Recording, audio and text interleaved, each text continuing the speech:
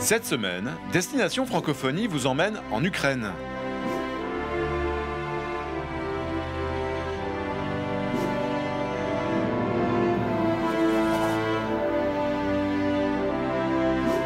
Bonjour.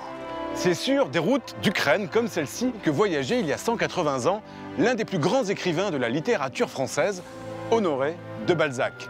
Je vous propose de partir sur les traces de l'auteur de la Comédie humaine, ici, dans ce pays, tout à l'est de l'Europe.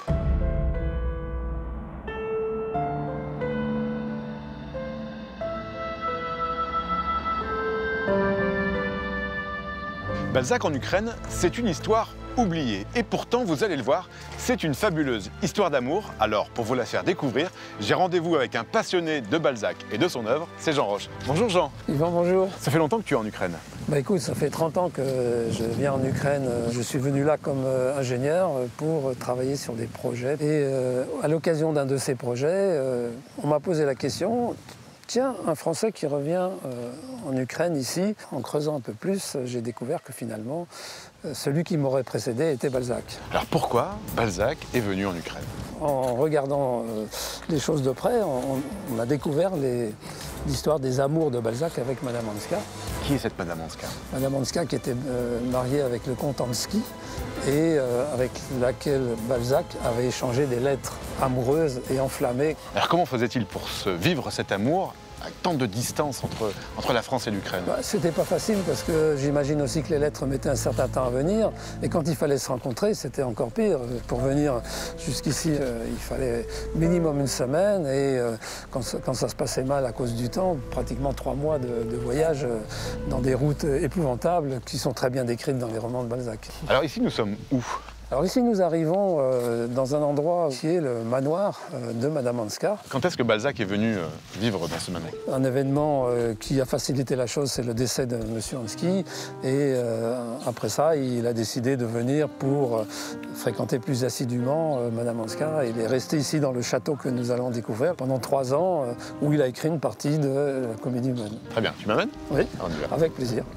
Et je ne te cache pas que chaque fois que j'arrive ici, j'ai une petite émotion parce que je vois le carrosse derrière, Balzac qui descend et qui franchit ses marches. Et l'escalier n'a pas changé. Et c'est les mêmes depuis l'époque de 100 ans. Allons découvrir la salle de bal du château. Moi, j'admire tous ces stucs au plafond. Ici, on retrouve la loge où devaient se tenir les musiciens. Et j'imagine bien évidemment Madame Hanska au bras de Balzac qui danse. Et donc, c'est dans ce manoir qu'il y a aussi le musée Balzac. C'était ses appartements qui étaient voisins de ceux de Madame Hanska, puisqu'à l'époque, chacun avait ses appartements. Tu me le montres? Oui, bien sûr, avec plaisir. Allons-y. Ah, c'est bon.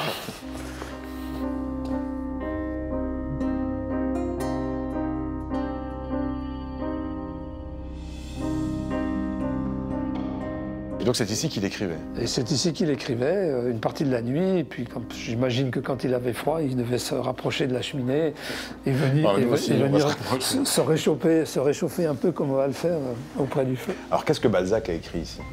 Ici, bien évidemment, j'imagine qu'il a écrit une partie de la Comédie humaine, enfin c'est ce qu'on pense absolument. Et puis bien évidemment, de temps en temps, il fallait qu'il passe dans la pièce à côté. C'est ici, dans sa chambre? Dans sa chambre, voilà.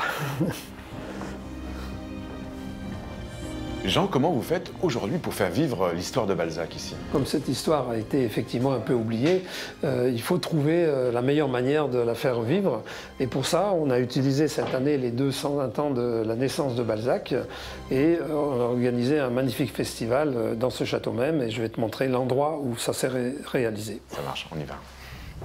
C'est ici qu'on a organisé la Balzac Fest, dans ce théâtre de verdure d'un côté et de l'autre côté sur le fronton arrière du manoir. C'était quoi l'objectif de cette manifestation? C'était absolument de faire connaître cette histoire bien sûr, mais aussi ce manoir et que les gens soient sensibilisés au fait qu'on peut faire revivre ce manoir à nouveau. Je pense que c'est un patrimoine commun aujourd'hui à l'Ukraine mais aussi à la France. Il faut qu'on arrive à restaurer le château et à la fois y faire des manifestations culturel, touristique, et que ça soit un lieu emblématique de visite pour tous ceux qui connaissent Balzac. Donc Balzac et la comtesse Hanska ont vécu 3 ans d'amour ici? Je propose de t'emmener visiter l'église catholique d'ailleurs, qui se trouve pas très loin d'ici, à Berdichev. Où ils se sont mariés. Où ils se sont mariés. Attends, on y va? On y va.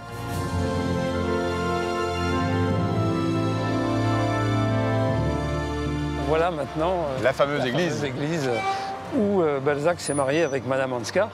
C'était en 1850, le 2 mars, si j'ai bonne mémoire. Et donc, voilà, c'est témoigné à gauche sur le plaque qui s'y trouve. Ah bah on rentre dans l'église alors. On rentre dans l'église. Mais pourquoi se sont-ils mariés ici à Berdichev? C'est parce qu'ils étaient catholiques. Il fallait donc trouver une église catholique digne de les accueillir. Et la plus proche de Verivna était ici à Berdichev. Ils se sont mariés sur cet hôtel. Ils se sont mariés sur cet hôtel. C'était l'aboutissement de tous ces espoirs. Et finalement, après ce mariage, ils sont retournés à Paris. Et là, il est mort quelques mois plus tard, ce qui s'est fini un peu tristement pour lui. Mais c'est quand même une fabuleuse histoire d'amour. Mais c'est une énorme histoire d'amour. Donc voilà, Yvan, en souvenir de cette histoire extraordinaire, de ce mariage ici à Berdichev, je n'ai voulu qu'elle ne s'arrête pas là. Et donc j'ai décidé de construire le complexe Balzac que tu découvres ici. En plein cœur de la ville. Cœur de la ville, il suffit de traverser la rue de l'église. De l'église au complexe. Bon, on y va. Voilà. Bon, évidemment, Jean, un buste de Balzac à l'entrée. Oui, bien sûr, c'était indispensable. Parce que qu'est-ce que c'est que le complexe Honoré de Balzac? Le complexe est un bâtiment qui anime toute la ville et qui comporte à la fois un centre commercial, des étages avec un centre culturel et social.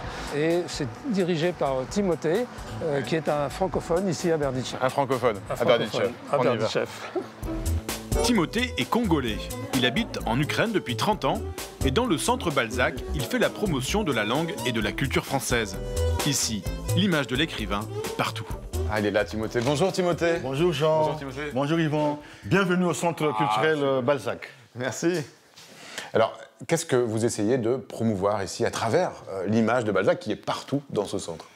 Oui, Balzac est partout parce qu'en fait, on veut en faire une marque. C'est pas tout le monde qui connaît que Balzac s'est marié juste en face de nous. Dans l'église, oui.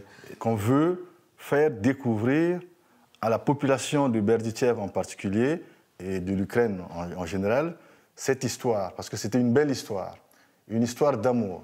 Est-ce que toutes ces activités, ça a aussi pour but de faire venir plus de touristes francophones ici en Ukraine?